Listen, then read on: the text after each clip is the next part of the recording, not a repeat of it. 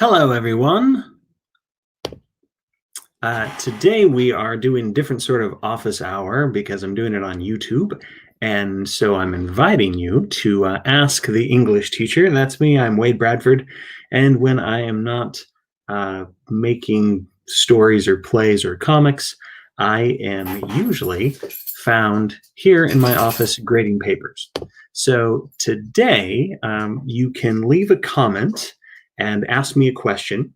There's a decent possibility that some of my students might stop by and have questions about their research paper, and that's great. So they can ask questions about the research paper. If you have if you're one of my students and you have a particular question, as always, you can send me an email directly. But I thought it might be fun to do something here on YouTube. So if you have any questions, I should be able to see them in the comments section. So you can type your questions. In the meantime, when people aren't asking questions, I do want to talk about some very common mistakes that I see in research papers. In particular, I want to talk about in-text citations that follow MLA guidelines. So again, if you just joined us, and by the way, and if you're just like a Facebook friend or something, and you want to leave a comment and say hello, you certainly can. Or maybe you have kids that are taking a high school class and you have some questions about English composition. That's great. Or maybe you want to stump me with an obscure English related question. That would be easy to do because I don't have all the brilliance I had when I first got out of high school, and I mainly focus on essay composition. But I do know how to find things. So if you have like an obscure, word etymology question, I know the websites to look to find those things.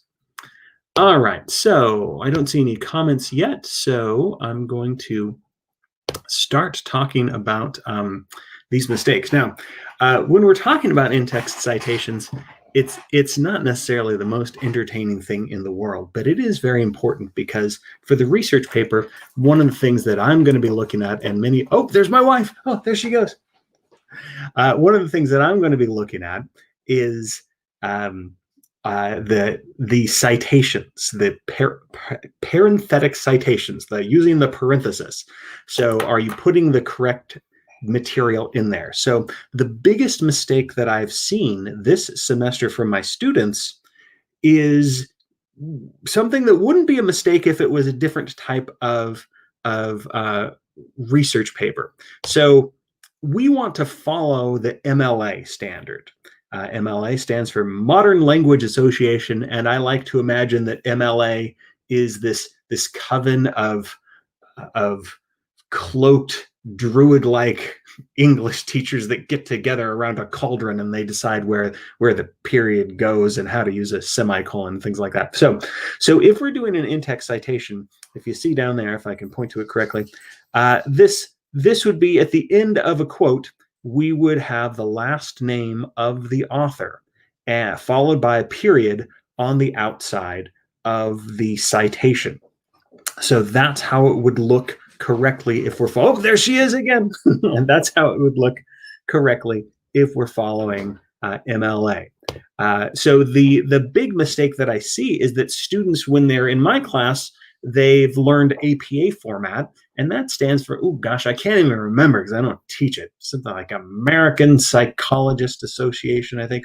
So a lot of psychology papers and other papers will format it with APA format. And so in APA format, the student would cite the name of the author and a comma and the year in which the material comes from. But we don't want to do that for an MLA paper. I will mark you down for that, and so will other teachers. So you definitely want to follow this. I'm just going to make sure that I don't have any comments yet. So here's the thing. Most of the sources are going to come from websites. So all we need is a last name. We just need a last name. And if it's a print source, then you want to make sure that you include the page number. Most of the time in modern research papers, my students aren't getting print resources, but it's great. So if you want to, if you're quoting from an actual book, then you want to have the page number. So it's the last name, space, the page number. And again, the period goes outside the citation. So here's the thing. We want to cite the author's last name. We don't want to have the first and the last name. We want to cite the author's last name. And there's a couple different ways to do that. And if you stick around, I'll show you some examples. Again, this might not be interesting to you if you already know how to properly do in-text citations. But if you want to stick around, I'll show you some examples. So you want to cite the author's last name. Now, we can do that in a couple different ways. If we are writing introductory material, like if I say, oh, according to John Smith, a reporter at the New York Times, he explains, and then I present the quote by John Smith. Since I've said in my own words, I've said John Smith's name, I actually don't need to have this little citation at the end because I said his name. So I owe the reader material. I owe you, the reader, context and credit where credit is due. So if I mention John Smith's name in my own words, I did it. I don't need to do it again. There she is again. There's my wife. So remember that. So we want to cite the author's name somewhere within our sentence. Very often in a research paper, it's in the parenthesis. Now, a lot of times if we're getting material from a website, there's a decent chance that it will be published anonymously, or it will say like staff reporter or something like that. If we're quoting material from WebMD, that's a collaboration. So they very often there's websites that they don't list the last name. So if you're quoting something and there's no author cited, then you owe me the next best thing. If there's no author, you cite the title of the article. So if there's no author, you give me the title of the article. And that title would be in quotation marks as well as inside the parenthesis. Here's an example. So I had my students do a scavenger hunt, and so they were looking up different islands that are for sale. So hopefully you guys had fun doing that if you participated. Oh, we do have a quote. Oh, let's see. Oh, let's see. Flash University. I should have read this before. I just clicked on it. Who knows what she says? Grammar question. I am always stumped by whether to say Sam I am or me and Sam. I think about it so hard, I go cross-eyed. Can you clarify or simplify the rule? Well, I guess a good way of thinking about that, thank you, Flash University for authors. I guess a good way of thinking about that question, and I get this wrong, by the way, rarely in my writing, but very often in my daily speech. So I will say something like, oh, Mackenzie and me are going to the store. And that is incorrect if I say that. It's not grammatically correct. And the easy way to figure that out, Flash University, is to in your mind, remove the and Sam, right? So if I said something along the lines of me and Sam are going to the store, and I take out and Sam from that sentence, then I say, me is going to the store, or me are going to the store. That obviously sounds incorrect. So when you take out the and phrase, does it still make sense? Or would you say me, or would you say I, if you're not combining those things? Please, Flash University, or I believe it's Cami, right? Leave a comment if that makes sense, or if you have other questions about that. But there's no shame in making those grammatical errors every once in a while. When we're writing academically, that's different than when we're writing casually. I believe some people are grammarians, and they will they will point it out far too often. And so take out the and Sam, and I bet it'll work for you. That was a good one. And if anybody else joins in and wants to leave another comment, you may do so. By the way, if you want to stump me easily, asking about parts of a sentence, I know what's a subject and predicate and direct object and things like that, but there are some sort of there's things that are more obscure than that, and sometimes verb tense. If you're asking me to explain past participles, future present tense, and things like that.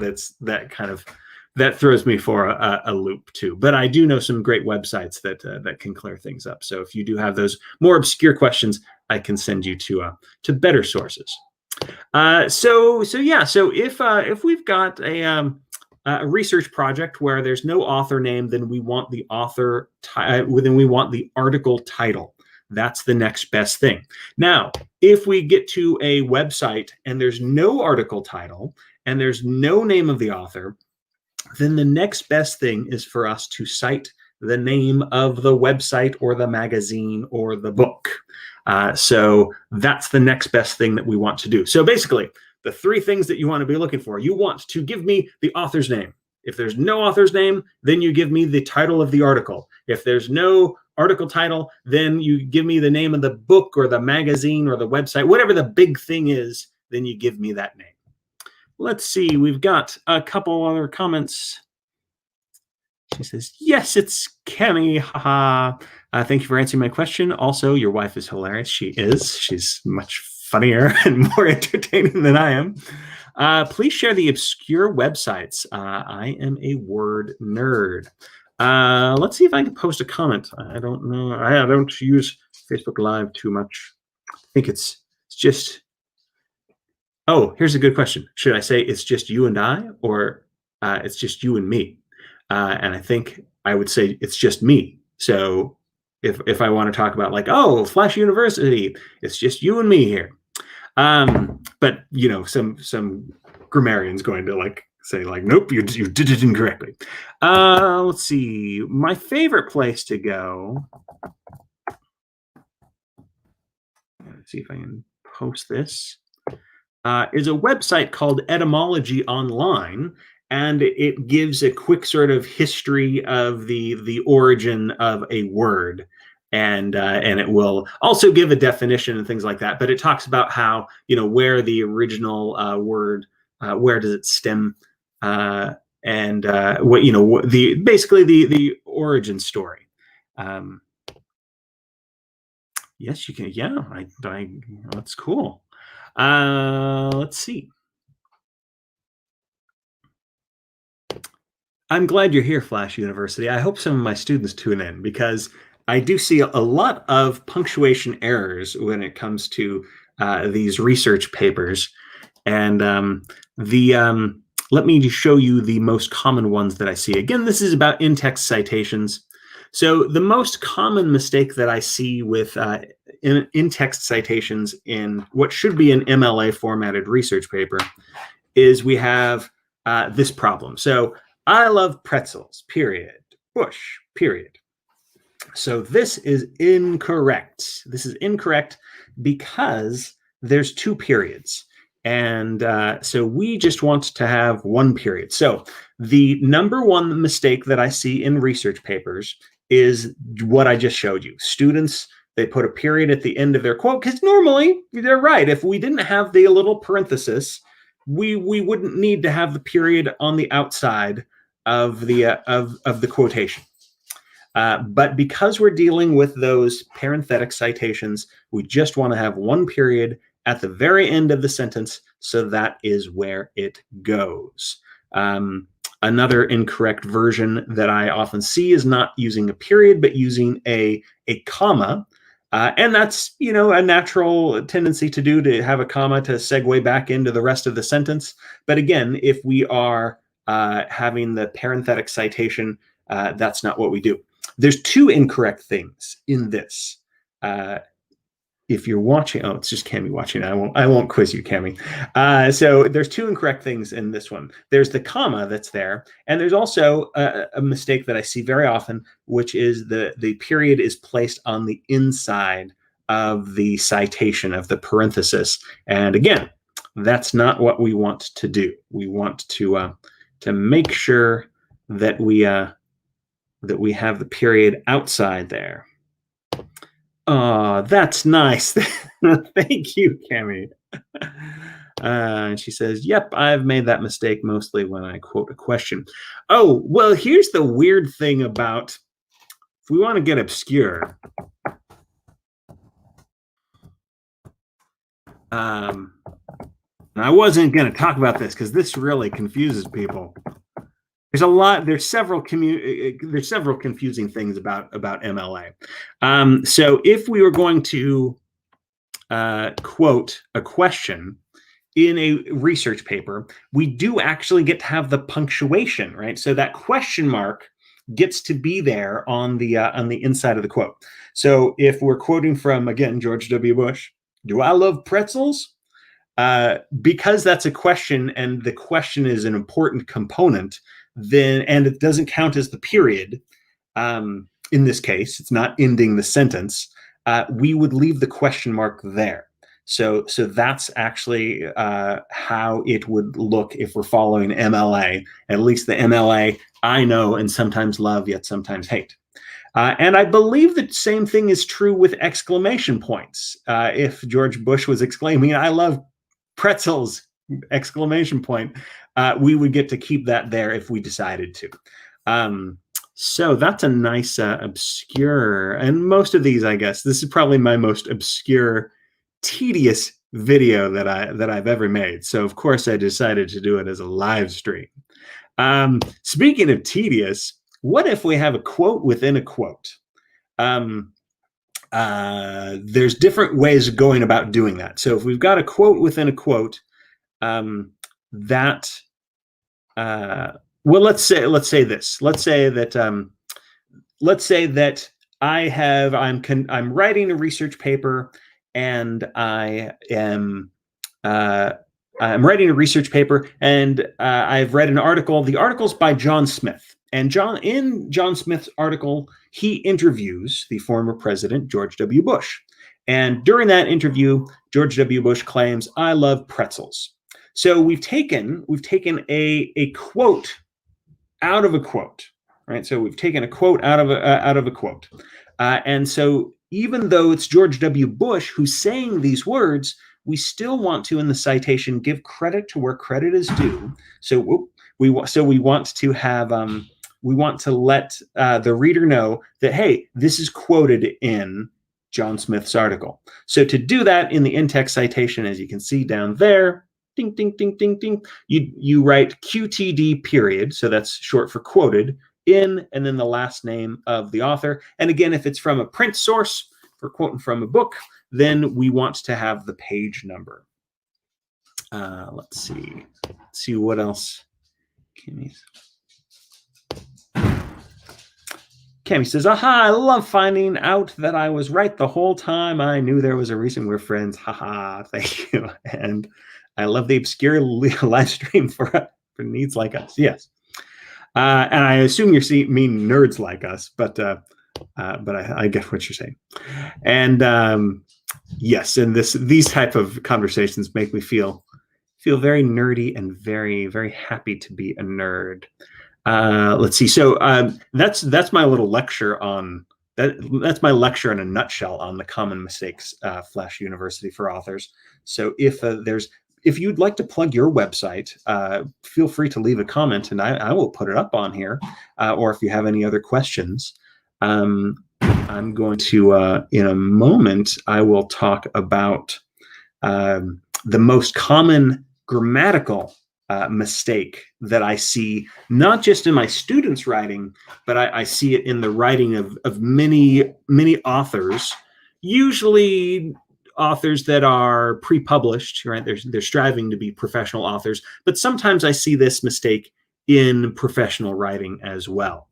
So I will get to that number one grammatical mistake that I see after I check in and see, yes, nerds, autocorrect got me again.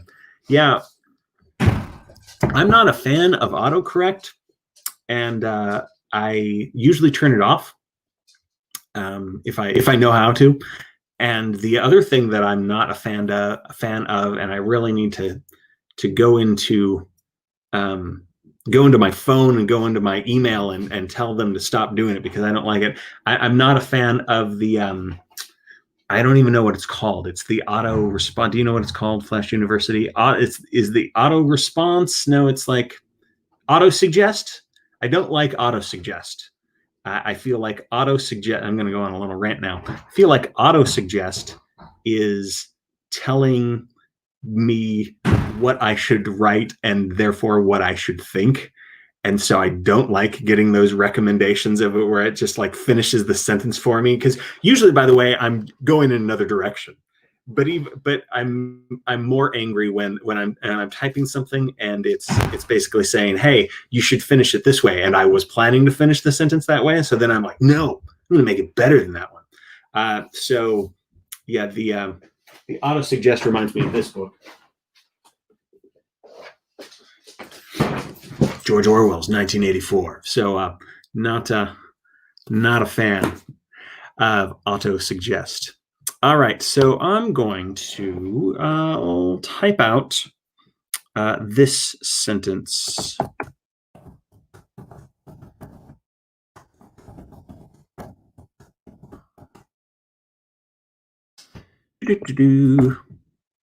Okay, so this sentence is grammatically correct. My dog is hungry, I should feed him. So this is sort of the number one. I'm going to close the door. So this is the number one grammatical mistake that I see. And it is a run-on sentence. And this is a type of run-on sentence that's called a fused sentence. Now, run-ons are the most common mistake I see. Fused sentence, which is basically two independent clauses that got smushed together. So fused sentences, I see those every now and then, but I don't see them as often as this type of run-on sentence. I don't have my glasses on, so I have to lean in close to the computer.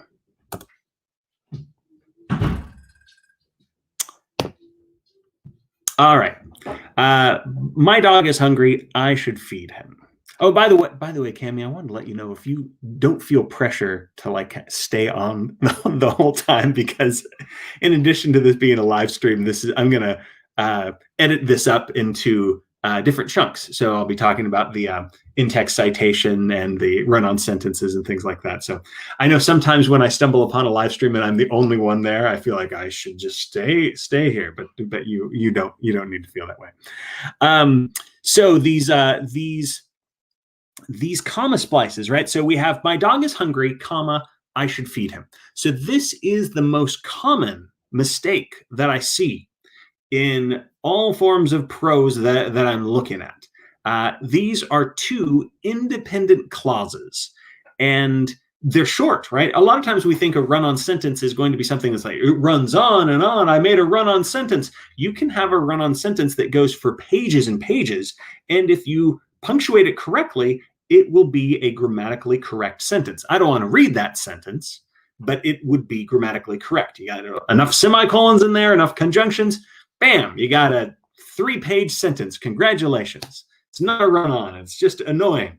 But it can be be long or it can be short. And in this case, we have my dog is hungry, I should feed him. And that is not correct, right? It's that pesky comma is not working the way it should be. So to fix this, we could simply say, my dog is hungry, period. I should feed him. Now, that's the easy fix. But the reason why a lot of people make this mistake is because they felt that those two phrases, those two dependent clauses, because they are, like they need something else. I'm sorry, the two independent clauses, they thought that they were dependent clauses, and they want those two things to be together. And so, hi, if you're just joining us, by the way, go ahead and leave a comment if you have any questions. I'm talking about run-on sentences. So what should happen is instead of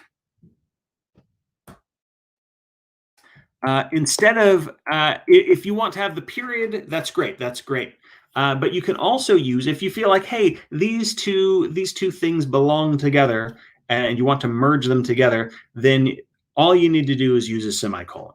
So that fixes this mistake, right? So my dog is hungry, comma, I should feed him. Not correct. My dog is hungry, period. I should feed him. That works. My dog is hungry, semicolon. I should feed him. Those all work. Sometimes I doubt whether to put a comma or semicolon in run-on sentences. Yes, so, and of course we can use semicolons incorrectly, right? Most of the time semicolons are used to connect to sentences or to independent clauses. I always say, when in doubt, be like Hemingway and write short sentences. If you're worried about run-on sentences, then make sure you end them. And of course, the other way to go about fixing it is to add some type of conjunction, as long as it's the correct one. So something like this: my dog is hungry, so I should feed him. Those would work as well. Well, the other aspect that I was going to do, unless anybody else has questions they want to generate. Well, actually, you know what I could do? I did leave a Facebook message, and I can see if anyone had any questions for me. But most of my Facebook friends don't have to write essays anymore, so they might not have any questions. Let's see. And the don't see any. Okay, cool.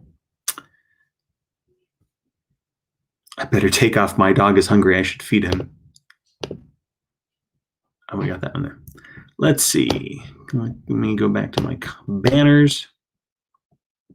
Put something up that's friendlier. Okay.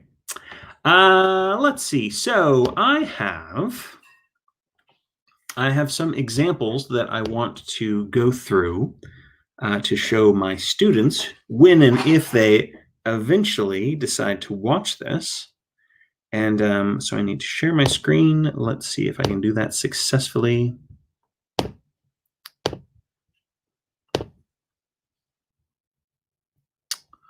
All right. So in theory, I'm currently sharing my screen. Yep, it looks like, oh, cool.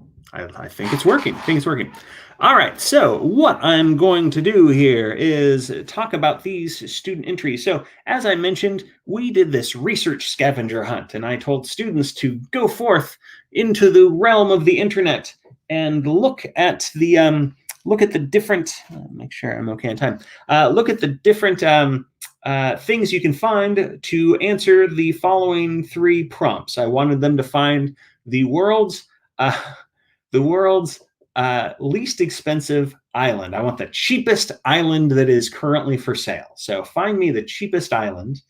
I wanted them to find me an example of an inventor, hopefully a successful inventor, who invented the product or created the invention before they turned 19. And I also wanted them to find a lotto winner, a winner of the lottery or the lotto, who lost all the money or had some kind of misfortune, about that. So, so they did that, and they basically, I'm not showing you the entire entries, and I'm keeping all of these anonymous, but I wanted to show you some of the things so that if you're writing a research paper, you can make sure that you don't make these mistakes. So here's what we have. Let me read this. According to a list made by Thrillist, one can buy a small island in Maine for under $40,000, period. Then we have the quote. At just over 43,560 square feet, this dinky little island really isn't that dinky for the price you pay. And then we have the person's last name.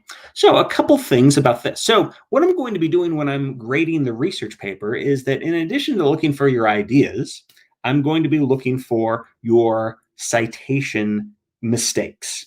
And so I'm looking at things about who you're giving credit to and the way you're giving credit to them.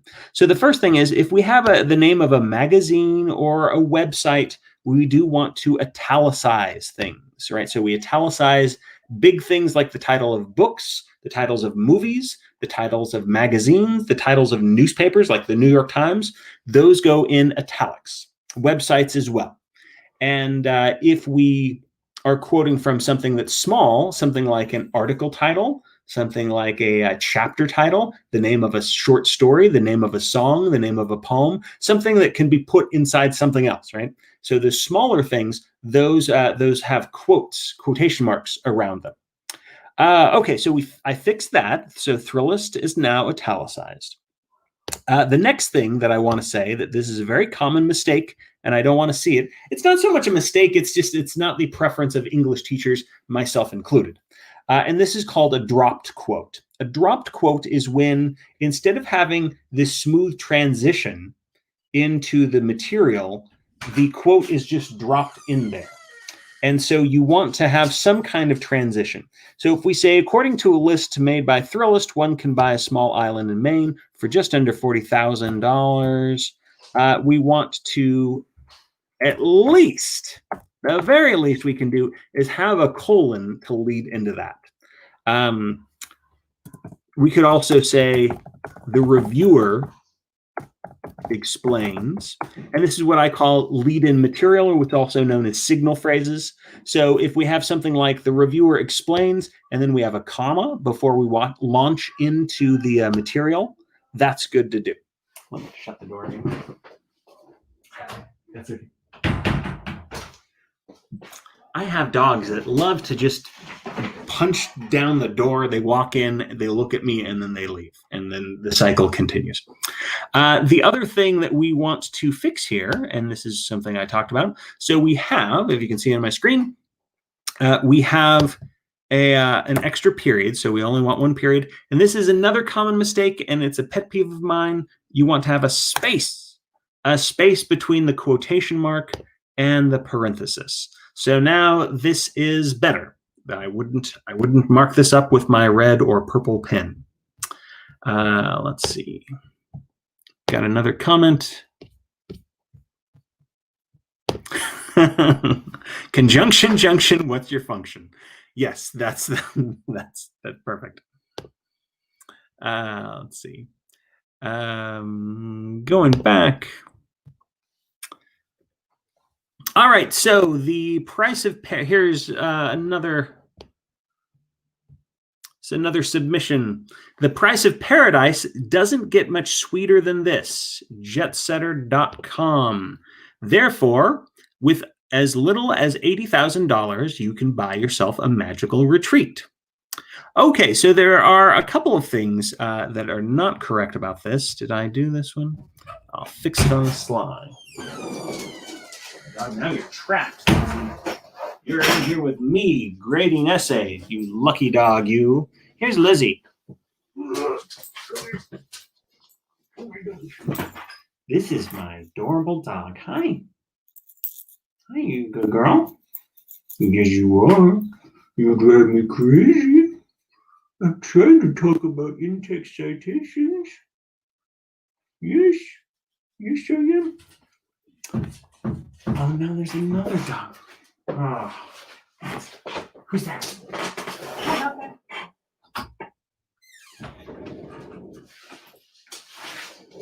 This is Hawkeye. If you're one of my students and you're wondering, gosh, why does it take Professor Bradford so long to grade our essays? These dogs are the answer. And there's Chase. Chase has a temper, so I won't lift him up. He gets grumpy sometimes. I think he's getting arthritis. You want to try to leave him? Are you teaching a class? I'm doing a live YouTube office hour. That's pretty fun. It's going fine so far, but they keep interacting. Can you lure them out with the treat or something? Come on, Doc. And then we'll put something in front of the door. Okay, come on, let's go get the treat. But come on, Lizzie. Come on. Come on. Come on. Oh my goodness. This is the chair. Oh man. All right. Let's see. I apologize for that delay. I'll fix this in editing. I'll do a shorter version of this video. Let's see. So we have the price of paradise doesn't get much sweeter than this. Okay, so here's the thing. This is actually a direct quote. So that's why we need quotation marks around it. if we don't have quotation marks around something and we have a citation afterwards, that means that we are paraphrasing something. When we paraphrase our writing, we are using a combination of the words of somebody else, but it's mainly in our own words.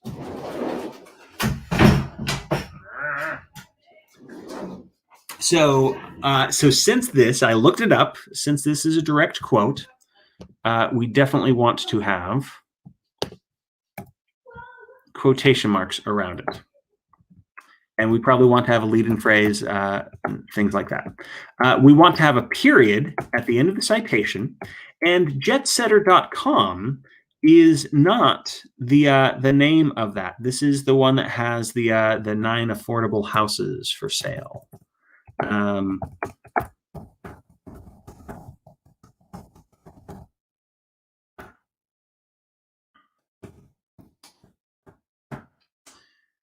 All right, so that's how we would cite that. Again, I don't like dropped quotes, so we would want to have a lead-in phrase, but that would fix that. So if you're using the words of somebody else, even if it's just, you think it's just a phrase, if you're taking a phrase word for word, then you want to make sure you have quotes around it.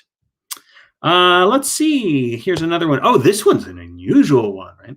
The CNBC website says that over the past decade, Ulmer has sold 1 million bottles across 1,000 stores in the US. So this one's kind of cool because the student here is inserting his or her own words, information that's not a direct part of the quote. So they have these little brackets, and that's a good thing to do. If you need to add more context, then you can do that. So the brackets mean, hey, these are my own words. CNBC is the title of the website, so we can italicize that. And then here's what we have that's kind of interesting about this one. I've highlighted this ellipsis kind of thing, right? This ... But the weird thing is that we do need a dot there at the end. For US, because US is an abbreviation. So this is a case where I've said before, like, hey, we only have one period at the end, but if we are abbreviating things, then we need those periods, right? We need those dots. So that's how we would fix that one. Except there's one more thing. We want the space. We want the space between the quotation mark and that wonderful word. Let's see. Moving on. Let's see. I think I've said this again, but let me reiterate. So you should cite the author's last name, like Smith. If there's no author name, then you should cite the name of the article, like 9 affordable houses for sale that cost less than a house. Or 9 affordable islands for sale that cost less than a house. If there's no article title, then we English teachers make mistakes too. Then you may cite the name of the website. So we want the author's name. If there's no author's name, give me the title of the article. If there's no title of the article, then give me the name of the website. Here's a little interesting one that I saw from my students today. I've highlighted this. Let's read it. Through his endeavors, he would build a multi-billion-dollar company, making hundreds of films and winning 26 Oscars in his career. And as stated by Richard, that Walt Disney had said frequently was, I only hope that we never lost sight of one thing, that it was started by a mouse. Let's see. So the thing about this one, a couple things. We are using, so this person, Richard, and if I remember correctly, the works cited page lets us know that it was actually Daniel Richards. So Daniel Richards is the person that is taking this quote from Walt Disney. So we are using Richards as our source. And I noticed very quickly that I think the quote is not correct, right? That it's, I only hope that we never lose sight of one thing. And I don't know that, let me just do a quick check. So you can see this is what we nerdy English teachers do sometimes when things don't seem quite right. Can I just do a quick Google search? Yeah, that it was all started by a mouse. That it was all started, right? So definitely, if we are quoting, we want to quote the words correctly, right? So make sure you quote the words correctly. So there was some awkwardness in that quote, so I changed it to Walt Disney frequently said. So I took Richard, or actually it's actually Richards, was embedded in the student's sentence, and I took that out so that we can just say Walt Disney frequently said, I only hope that we never lose sight of one thing, that was all started by a mouse. Is that correct? Yeah, and it looks like the quote that I'm seeing, it's actually not a comma, it's a little dash there. So, but anyway, get as close as you can to the punctuation, and certainly give us the words. And speaking of little mistakes that I see there, we want it to be QTD in Richards, so meaning quoted in Richards. So again, kind of obscure stuff, but these are the things that you can lose points for. Here is another little mistake. But according to jetsetter.com, Howard Island, Michigan, is for sale for $395,000. So I've changed that to, but according to Jetsetter, so I've italicized the name of the website because it's a big thing. So we want to give the title, place it in italics. And then the quote, and the brackets that we had here, when I thought that was a little clumsy, is for sale for. So I just did a couple things. But the brackets that we have here are not the right brackets. We want the rectangular style brackets, not the ones with the cool little bumpy, swishy things. So that's the brackets that we want to have. And then we want to have the name of the article that we cite it from. So remember, the big things, books, movies, magazines, websites, those are italicized. And the little things, or if not little, the things that can be put into other things. So articles, short stories, chapter titles, the names of songs, the names of poems, those are smaller things that can be put into larger things. So put those in quotation marks. Here's another example of what I see a lot. I already talked about this, but let me mention it again. If we have the last name of the author, if we're following MLA, we don't put the year. We don't put the year, so we don't want that. And so I'm just going to get that out of here. And I got another copy of this. This is also something that we don't want to have. If we say, according to Amrita Khalid, and we provide the quote, an anonymous buyer offered her $1.5 million and the car of her choice, but she declined. So if we mention the author's name in the text, in our sentence, as the student does here, then we don't need anything here. So we would have the period on the inside of the quotation, and we'd be done. We'd be done. Unless there's a page number that we need to cite, if we have a print source, we don't need to do anything else. We've given the reader the name of the source. Let's see. Here is an example of an ellipsis that is not to my liking. So if we are going to do ... now we would do a ... or an ellipsis. So we would have an ellipsis in a quote if we are removing some of the material. So I don't know what it says in between, but let's say it says something like, has remained almost untouched since the age of enlightenment in 1750. And you decided, well, I'm going to take out that one phrase and I'm just going to skip to the year. You can do that with an ellipsis. But for MLA, make sure you've got those brackets around the dots. And that lets us know that these dots are, the author didn't put those dots. The student, right, the writer of this research paper put those dots. Let's see. Oh, I can talk about that. Oh, this is the last one to talk about. Let's see. This one says, if you want to spend your earnings on buying an island, but don't have a tremendous amount of money, Gillis Island in Canada is around $79,999. And then we have, again, this is a dropped quote. So we have a dropped quote there. And that's not something that we want to have. So we want to have some kind of lead-in material. The other thing is, I looked up this quote, and it's actually a quote that has nothing to do about Gillis Island.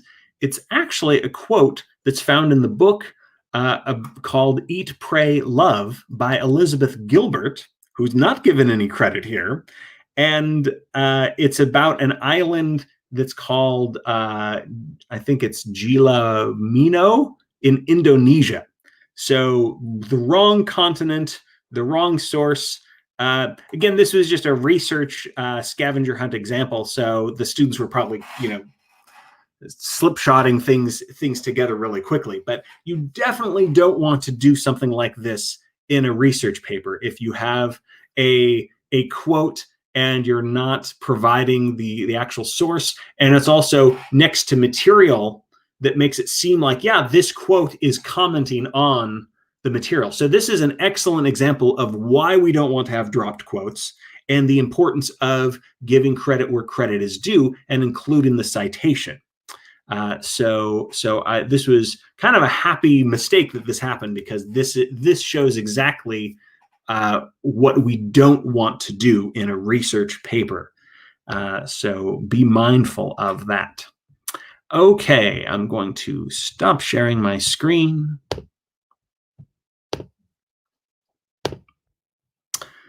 Well, I spent a lot of time talking about in-text citations, probably too much time. But the reason why I spent so much time is because it is very important, especially for a research paper. The thing about writing a research paper that's different from writing an argument essay is that the argument essay, although it's probably going to have research in it as well, at least it does in my class, but an argument essay it's founded on your ideas, that these are your ideas, and you have found quotes from other people that are going to help support your ideas. Whereas a research paper, I think of it as you have gone out and you've explored and you've learned something, and now you are going to teach us something about the material.